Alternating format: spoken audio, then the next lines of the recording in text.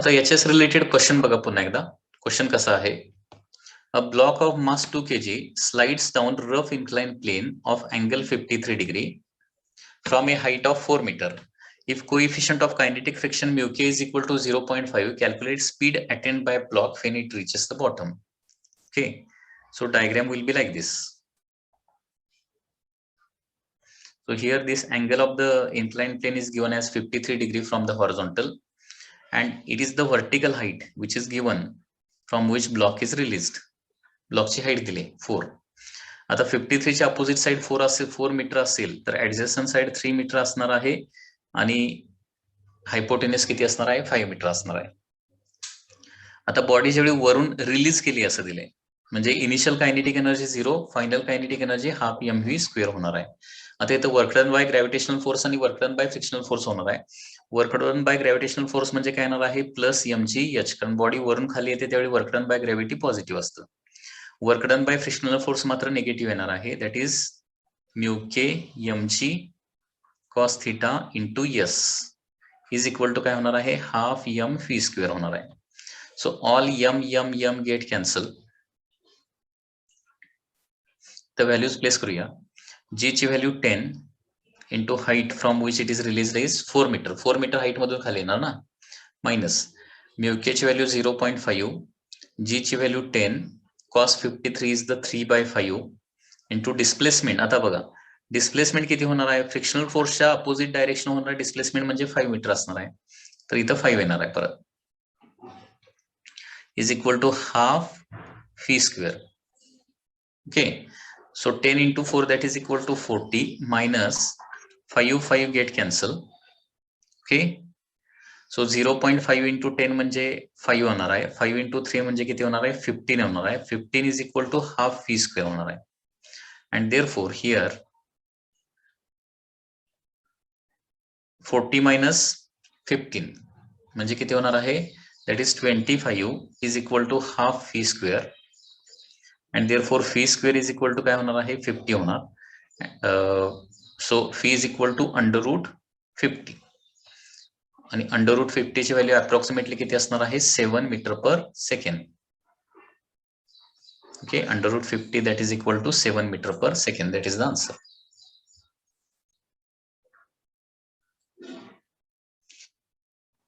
Next question बघा. A block of mass 10 kg is projected up the inclined plane from the foot with the speed of 20 meter per second. Make an angle 37 degree with the horizontal.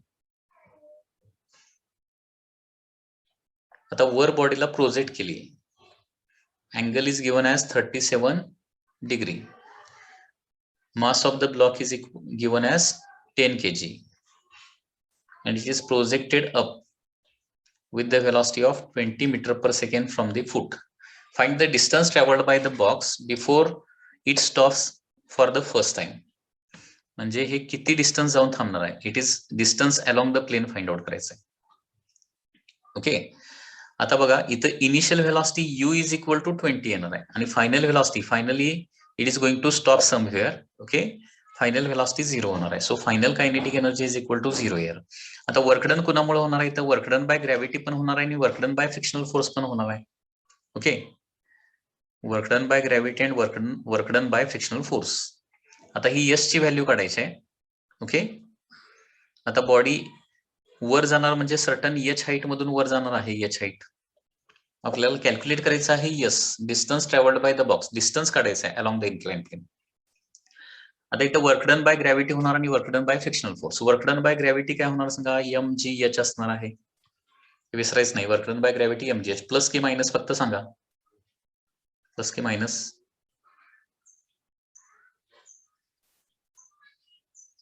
Body वर निघाली आहे ना, त्याच्यामुळे work done by gravity will be minus. बर, work done by frictional force म्हणजे mu K mg cos theta into displacement. Mu K mg cos theta हा frictional force झाला into displacement येणार आहे याला, म्हणजे वर्कडन बाय फ्रिक्शनल फोर्स येणार आहे. हा प्लस येणार का मायनस येणार?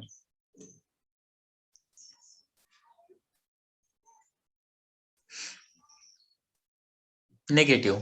Because body is moving upward आणि बॉडी वर मूव्ह करत असताना स्लाइड करत असताना फ्रिक्शनल फोर्स स्लाइडिंगला अपोजिट असणार ना downward.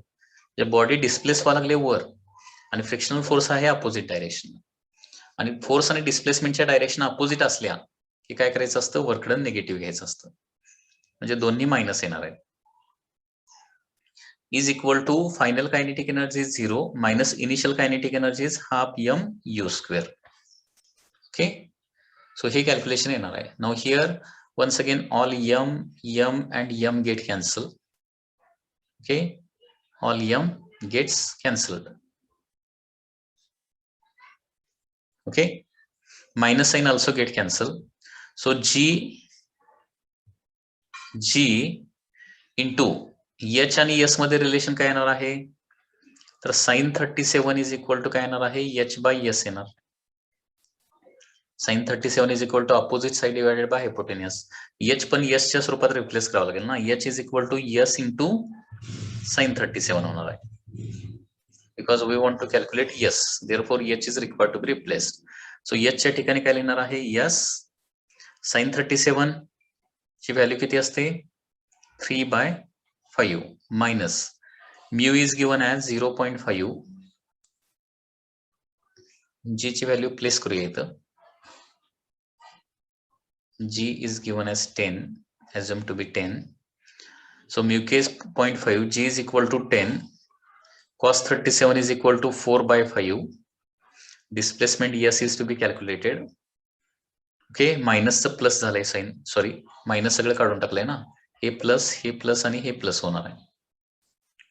is equal to half into u², that is 20², that is equal to 400. Okay, 5 2s are 10, 2 into 3 6s plus 0.5 into 10 म्हणजे 5 divided by 5 get cancel, 4s is equal to 200. So 10s is equal to 200 and therefore stopping distance will be 20 meter. So bottom पासून काय होणार आहे, 20 मीटरला जाऊन तो object stop होणार आहे.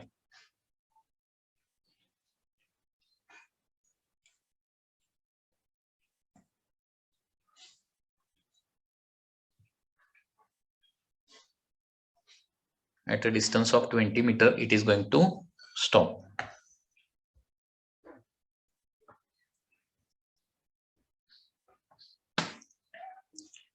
Okay.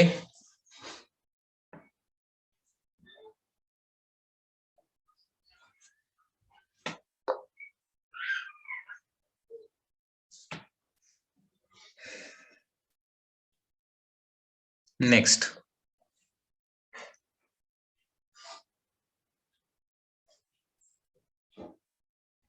Work done by frictional force when the block is moving down or moving up.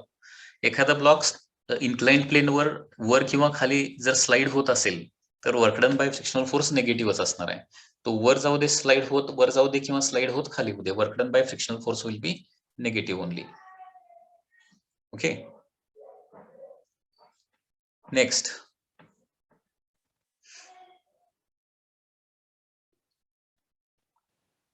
Next is a bob of simple pendulum has a speed u at the bottom, then speed of the bob when it makes angle theta with the lower position. So this is the pendulum which is initially at the bottommost position, and when it is at bottom position, it is provided with the velocity u. Okay, now suppose it moves through an angle theta and reaches at this point. Okay, reaches at this point. So what is the speed of the object at this point? What is the final velocity? That is to be calculated. म्हणजे u velocity न project केलेला आहे, theta angle मधून पुढे गेल्यानंतर velocity किती झालेली असेल ते कॅल्क्युलेट करायचं आहे. वर्क एनर्जी थेरम हे खूप इझी असणार आहे. आता इथं फक्त काय होणार आहे, वर्क डन बाय ग्रॅव्हिटीच होणार आहे. आता हा पेंड्युलम जो आहे तो किती हाईट न वर जाणार आहे, it is going to move up by height h. Okay, so work done by इथं काय होणार आहे, according to work energy theorem work done is equal to change in kinetic energy. Work done is equal to काय होणार आहे, mgh होणार. Work done is equal to mgh plus येणार के मायनस मायनस, बॉडी वर गेली तर work done by gravity is negative. Change in kinetic energy means final minus initial. So final is half m v square minus initial is half m u square. Okay, so here also m all get cancelled. Okay, so final velocity, that is phi, is to be calculated. G, आता पेंडुलमच्या बाबतीत हाईटचा formula माहिती आहे ना, पेंडुलमची length जर L असेल तर हाईटचा formula काय असतो, L in bracket 1 minus cos theta. Formula पाठच पाहिजे. पेंडुलम ज्यावेळी थिटा अँगल मधून डिस्प्लेस होतो त्यावेळी किती हाईट न वर जातो, प्रत्येक वेळी डेरिव्हेशन करायची गरज नाही, ते पाठ पाहिजे. एचचा फॉर्म्युला असतो L in bracket 1 minus cos theta is equal to half V square minus half U square. संपूर्ण इक्वेशनला 2 न मल्टिप्लाय केलं तर काय होणार आहे, 2gl in bracket 1 minus cos theta is equal to V square minus U square. And therefore okay, final velocity किती होणार बघा, final velocity square is equal to final velocity phi calculate करायचं ना, final velocity phi square is equal to काय येणार answer, that is u square plus 2gl in bracket 1 minus cos theta होणार आहे. Sorry, minus sign is here, minus sign is there na here, sorry, minus sign mistake, minus sign will remain as it is, so minus sign is there. Okay, so final velocity square काढायचं असेल तर काय होणार आहे, phi square is equal to काय होणार, U square पलीकडे जाऊन प्लस होणार, that is U square minus 2gl in bracket 1 minus cos theta. So that is the final answer. So phi is equal to under root u square minus 2gl cos theta. Sorry, 2gl in bracket 1 minus cos theta. 2gl in bracket 1 minus cos theta. So this is the answer.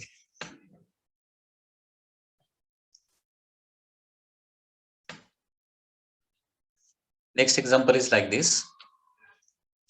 Two blocks are connected by string as shown in figure. They are released from the rest if coefficient of friction between m1 and the surface is mu. So here coefficient of friction is mu. Find the common speed of the blocks at the instant. Okay.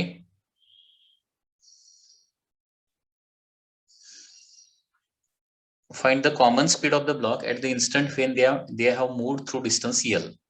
म्हणजे m1 आणि m2 L distance न सरकल्यानंतर, म्हणजे m2 काय होणार आहे, L distance न खाली येणार आहे आणि m1 जो आहे तो L डिस्टन्स न राईटला सरकलेला असणार आहे. तर एवढ्या टाइम पिरियड मध्ये दोन्हीचं स्पीड किती मिळालेलं असणार. ओके, म्हणजे m2 ला जर डाऊनवर्ड डायरेक्शन ऍक्सेलरेशन असेल तर काय होणार आहे, त्याचं स्पीड वाढत वाढत वाढत जाणार आहे. तर वन्स अगेन बघा इथं, by work energy theorem, by work energy theorem, by work energy theorem, work done is equal to change in kinetic energy. Okay, so work done by काय होणार आहे, ग्रॅव्हिटी होणार आहे आणि work done by frictional force होणार आहे. Work done by gravity म्हणजे काय होणार आहे, mgh work done by gravity असतं ना. आता वर्क डन बाय ग्रॅव्हिटी कुठं होणार आहे, जो ऑब्जेक्ट सर्टन हाईटनं वर किंवा खाली जातोय तिथंच फक्त वर्क डन बाय ग्रॅव्हिटी होणार. So work done by gravity कुणाचा होणार आहे, m2 चा फक्त होणार आहे work done by gravity. So m2 into g into काय होणार आहे, L. Okay, so this is the work done by gravity at the m2 येणार आहे and this is positive. m2gl is the work done by gravity. त्याच्यानंतर work done by frictional force कुठं होणार आहे, m1 मास जवळ होणार आहे. Work done by frictional force काय येणार आहे, निगेटिव्ह येणार आहे, कारण डिस्प्लेसमेंट टुवर्ड्स राईट होणार आहे आणि force frictional force opposite to the motion असणार आहे. Therefore work done by gravity is minus mu m1g हा फ्रिक्शनल फोर्स, कारण हॉरिझॉन्टल सरफेस आहे ना, हॉरिझॉन्टल सरफेसला फ्रिक्शनल फोर्स काय असतो, म्यू mg असतो. So mu m1 into g into displacement किती होणार आहे, L. तर या पद्धतीने वर्क डन बाय ग्रॅव्हिटी झालेला आहे आणि work done by frictional force देखील झालेला आहे. Is equal to change in kinetic energy. Final kinetic energy म्हणजे काय येणार आहे, हाफ एकूण मास किती असणार आहे, m1 प्लस m2 असणार आहे. And it is finally moving with the speed of v suppose. So half m1 plus m2 into v square असं ते येणार आहे. It is starting from rest म्हणजे इनिशियल कायनेटिक एनर्जी तर काय येणार आहे, झिरोच येणार आहे. ओके, तर हे कॅल्क्युलेशन आपल्याला करावं लागणार आहे. तर याच्यामध्ये लेफ्ट हँड साइडला एल जर कॉमन काढलं तर ब्रॅकेटमध्ये राहणार आहे m2g minus mu m1g. Okay, जी पण कॉमन निघेल. ओके, जी कॉमन काढूया, जीएल कॉमन काढूया म्हणजे काय होणार आहे, m2 minus mu m1, GL is taken common. Okay, divided by 2g आहे ते न्यूमरेटरला जाणार आणि डिनॉमिनेटरला m1 प्लस m2 येणार आहे. Is equal to phi square येणार आहे. So phi is equal to under root of 2 in bracket m2 minus mu m1 into GL divided by m1 plus m2. So this is the final answer according to the work energy theorem. या problem मध्ये बघा, work done by tension कसं होणार, m1 ब्लॉकवर tension towards right act होत असणार आहे, displacement पण टुवर्ड्स राईट व्हायला लागले म्हणजे m1 च्या ठिकाणी वर्क डन बाय टेन्शन काय येणार आहे, प्लस TL येणार आहे. m2 ब्लॉकवर टेन्शन कसं असणार, अपवर्ड असणार आहे आणि डिस्प्लेसमेंट कशी व्हायला लागली, डाऊनवर्ड ऍक्ट व्हायला लागले. त्याच्यामुळे या ठिकाणी म्हणजे m2 ब्लॉकवर वर्क डन बाय टेन्शन किती येणार आहे, मायनस TL येणार. मग ते वर्क डन मध्ये लेफ्ट हँड साइडला प्लेस केलं तर प्लस TL मायनस TL कॅन्सलच होणार ना. वर्क डन बाय टेन्शन मात्र दोन्ही ब्लॉकच्या ठिकाणी होतंय, m1 च्या ठिकाणी पण होतंय आणि m2 च्या ठिकाणी पण होतंय आणि ते प्लस TL मायनस TL येत असल्यामुळे ते कॅन्सल होतंय. त्याच्यामुळे ते मी तिथं कन्सिडर केलेलं नाहीये, लिहिलेलं नाहीये. A block weighing 10 Newton travels down a smooth curved track AB joined to the rough surface. Okay. The rough surface has the frictional coefficient of 0.20 with the block. If the block starts slipping on the track from the point 1 meter above the horizontal surface, how far it will move on the rough surface? Okay. So diagram of the question is like this. There is a diagram also to this question.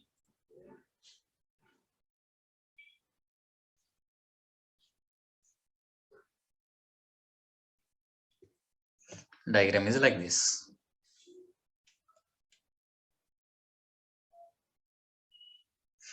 Okay, so block weighing 10 Newton.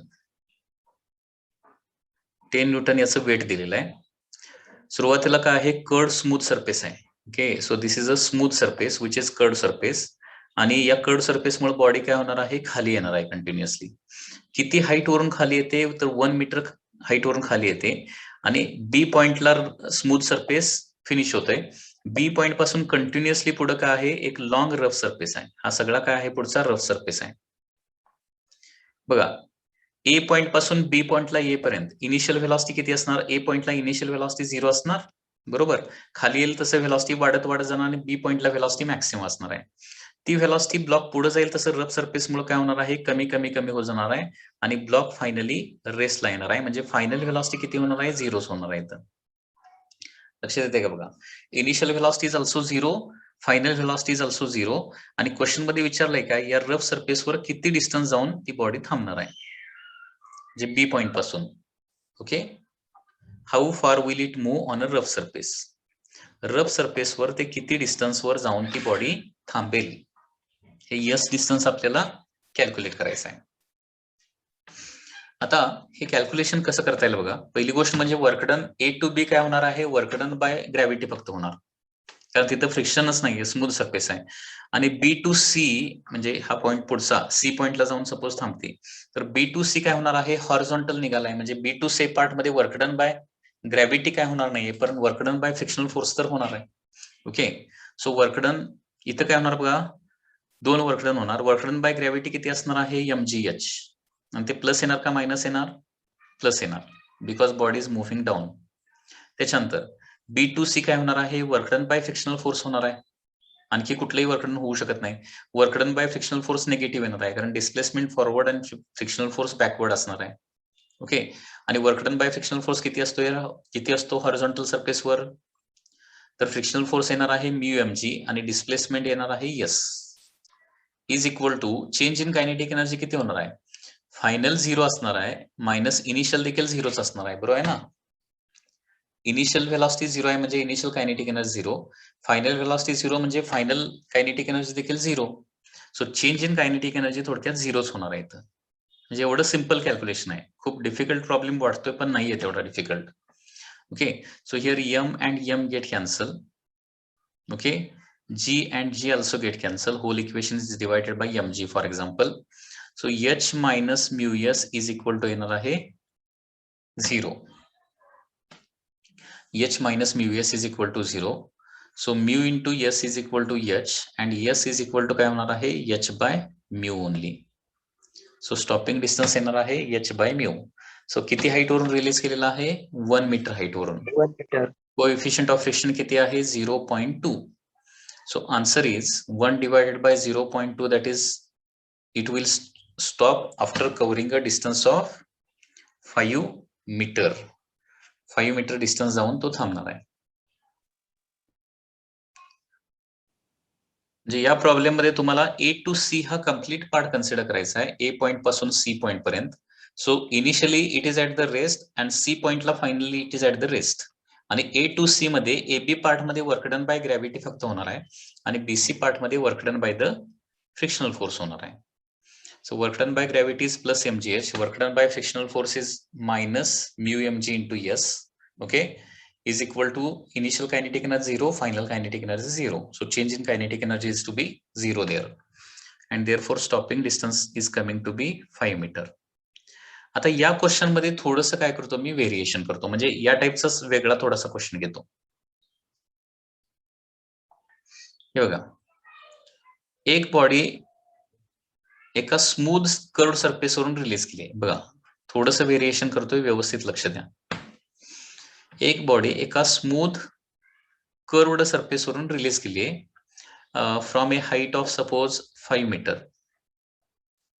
Okay, 5 metre height वरून release केली. त्याच्यानंतर next आहे, there is a horizontal rough surface and the length of this horizontal surface is suppose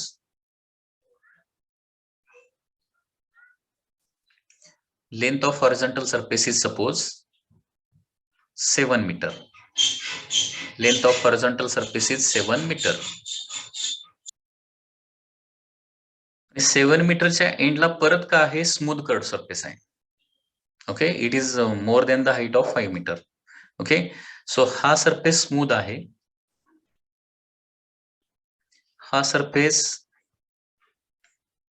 हा देखील exactly पुढचा curved surface smooth आहे.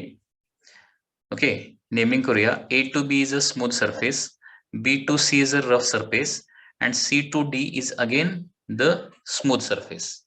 Okay, and here coefficient of friction is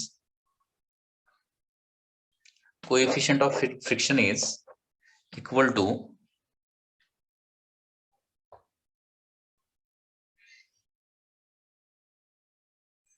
coefficient of friction is equal to 0.25. that is the mu. So question असा आहे की from point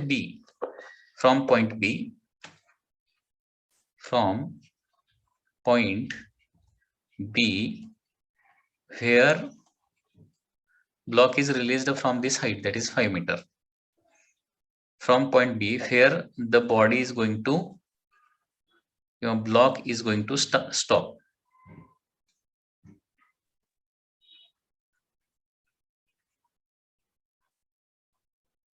B point पासून किती डिस्टन्सला जाऊन ब्लॉक थांबणार आहे. ओके, आता काय करूया, पाठीमागच्या प्रॉब्लेम प्रमाणे काय करूया, स्टॉपिंग डिस्टन्स कडे किती डिस्टन्सला जाऊन थांबणार आहे. ओके, सपोज असं अजून केलं की सुरुवातीला कर्व्ड सरफेस आहे आणि तिथून पुढे कंटिन्युअसली व्हेरी लॉंग रफ सरफेसच आहे असं अजून केलं थोड्या वेळासाठी.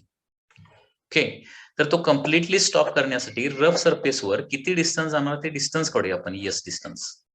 ओके, सो मागच्या कॅल्क्युलेशन प्रमाणे initial velocity is equal to 0 आणि व्हेरी लॉंग 7 मीटर नाहीये, थोड्या वेळा ऍझ्युम करूया की लॉंग सरफेस आहे, लॉंग रफ सरफेस आहे. तर व्हेरी लॉंग सरफेसवर फायनली जाऊन तो काय होणार आहे, 0, फायनल व्हेलॉसिटी 0 होणार आहे. So initial kinetic energy 0, final kinetic energy is equal to 0. आता ए टू बी जाताना वर्क डन बाय ग्रॅव्हिटी होणार आहे प्लस mgh, आणि बी टू सपोज एक्स पॉइंटला जाऊन थांबतोय, बी टू एक्स काय होणार आहे, work done by frictional force होणार, आणि work done by frictional force किती होणार आहे, that is minus mu mg हा फ्रिक्शनल फोर्स झाला, आणि डिस्प्लेसमेंट होणार आहे S is equal to initial kinetic energy 0, final kinetic energy is equal to 0. Here once again mg get cancel, whole equation is divided by mg. Okay, 0 divided by mg is equal to 0 ना. So h minus mu s is equal to काय येणार आहे, h minus mu into s is equal to 0 येणार आहे. So stopping distance किती येणार बघा, s is equal to h by mu येणार. सो स्टॉपिंग डिस्टन्स किती हाईट वरून रिलीज केलेला आहे, 5 मीटर हाईट वरून. कोइफिशियंट ऑफ फ्रिक्शन आहे 0.25. सो स्टॉपिंग डिस्टन्स येणार आहे 500/25 म्हणजे अप्रॉक्सिमेटली किती येणार आहे, दॅट इज 20 मीटर येणार ना, 20 मीटर.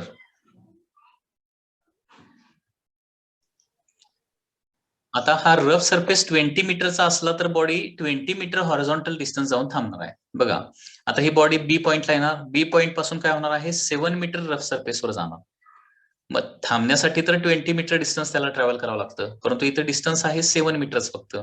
त्याच्यामुळं B to C 7 metre distance travel केल्यानंतर काही व्हेलॉसिटी कमी होणार आहे, पूर्ण 0 होणार नाही डेफिनेटली, कारण 20 मीटर गेल्यानंतर पूर्ण 0 होते व्हेलॉसिटी. त्याच्यामुळे बॉडी काय होणार आहे, सीडी या पाथवर वर मूव्ह करणार आहे, म्हणजे पूर्वीपेक्षा कमी हाईटला. ती हाईट पण आपण पाहिजे तर कॅल्क्युलेट करू शकतो. याचा एक नेक्स्ट प्रॉब्लेम घेऊया असाच, की किती हाईटला जाऊन थांबेल, 5 मीटर पेक्षा कमी हाईटला जाऊन थांबणार, परत ते खाली येणार, परत बॉटमला आल्यानंतर व्हेलॉसिटी वाढलेली असणार, परत तो काय होणार आहे, पाठीमागे जाणार रफ सरफेसवर. आता बघा परत सी टू बी गेला तर एकूण रफ सरफेसवर किती डिस्टन्स जाणार, 7 मीटर फॉरवर्ड गेला, परत 7 मीटर परत बॅकवर्ड येणार, म्हणजे 14 मीटर डिस्टन्स ट्रॅव्हल करणार रफ सरफेसवर. आता बी पॉइंटला परत पोहोचल्यानंतर व्हेलॉसिटी 0 झालेली असणार का, तर व्हेलॉसिटी 0 झालेली नसणार. हे बघा पुन्हा एकदा सांगतोय मी, हे सगळं मध्येच डिस्कनेक्ट झालं. तर डिस्टन्स रफ सरफेसवर किती डिस्टन्स जाऊन थांबणार आहे, तो 20 मीटर डिस्टन्स जाऊन थांबणार आहे. बघा आता 5 मीटर वरून खाली आली, ए टू बी आली, त्याच्यानंतर बी टू सी जाणार आहे 7 मीटर फर्स्ट. ओके, 7 मीटरला थांबू शकत नाही, कारण रफ सरफेसवर त्याला 20 मीटर डिस्टन्स गेलं तरच ते थांबू शकणार आहे. त्याच्यामुळे 7 मीटरला व्हेलॉसिटी 0 झालेली नसणार आहे, आणि त्याच्यामुळे व्हेलॉसिटी 0 होण्यासाठी ते वर जाणार आहे डी कडे, परंतु 5 मीटर हाईटला जाणार नाही, त्या 5 मीटर हाईट पेक्षा थोडंसं कमी हाईटला जाणार आहे. परत मग ते खाली येणार आहे, परत खाली आल्यानंतर परत सी पॉइंटला येणार, सी पॉइंट पासून काय होणार आहे, परत बी पॉइंटला 7 मीटर डिस्टन्स परत येणार आहे ते.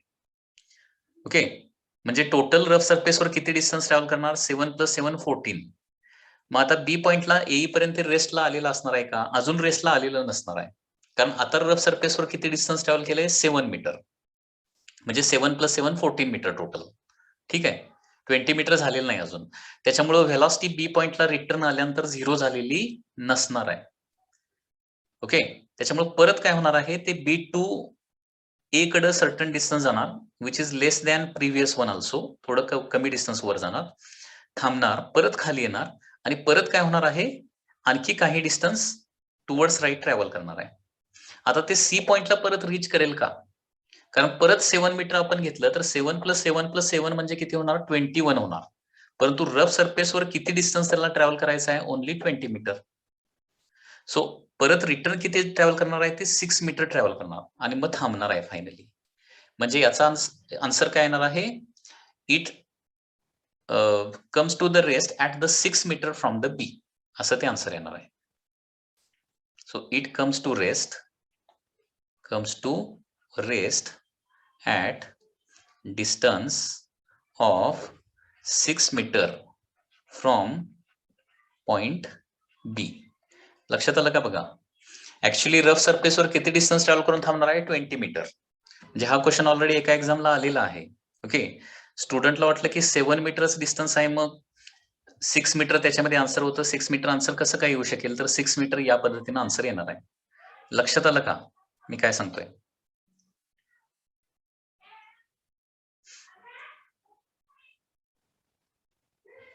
Okay. So 7 metre forward, 7 metre backward, 14 metre झालं आणि 14 प्लस 6 परत काय होणार आहे? 20. And therefore from point B it will stop after travelling a distance of 6 metre. Okay, so 6 metre is the answer. 6 metre from point B. Any doubt? Sir त्याच सरफेसवर work done add करायचं ना त्यात? आता ते कॅल्क्युलेशन आपण next प्रॉब्लेमला next लेक्चरला करूया, की ज्याच्यामध्ये बघा 7 मीटर ट्रॅव्हल केल्यानंतर तो रेस्टमध्ये तर येत नाही. मग थोडं डिस्टन्स वर जाणार आणि किती डिस्टन्सला जाऊन थांबणार? Suppose H1 हाईटला. तर ही H1 हाईट देखील आपण कॅल्क्युलेट करू शकतोय. त्याच्यानंतर परत खाली येणार आहे, परत बीला पोहोचणार. बीला पोहोचल्यानंतर परत तो रेस्टला आलेला नसणार कम्प्लिटली, कारण 7 + 7 14 मीटर्स ट्रॅव्हल केलेला असणार आहे. तर परत ही हाईट किती असणार आहे? H2 हाईट पण काढू शकतोय आपण. So that it finally comes to rest on the curved surface आणि परत खाली जाणार आणि फायनली 6 मीटरला जाऊन इथं तो ब्लॉक थांबणार आहे. ओके, तर हे H1 आणि H2 किती असतील हे पण कॅल्क्युलेशन तुम्हाला करता आलं पाहिजे. ते करावं लागेल तुम्हाला. ठीक आहे, ते कसं करायचं ते आपण थोडंसं नेक्स्ट वेळेला हाच प्रॉब्लेम घेऊया. ओके, फर्स्ट 7 मीटर ट्रॅव्हल केल्यानंतर किती हाईटला जाऊन थांबणार, त्याच्यानंतर परत पाठीमागे येऊन परत आणि 7 मीटर म्हणजे टोटल 14 मीटर डिस्टन्स केल्यानंतर किती हाईट म्हणजे H2 ला जाऊन थांबणार, ते देखील आपण कॅल्क्युलेशन करूया. ओके.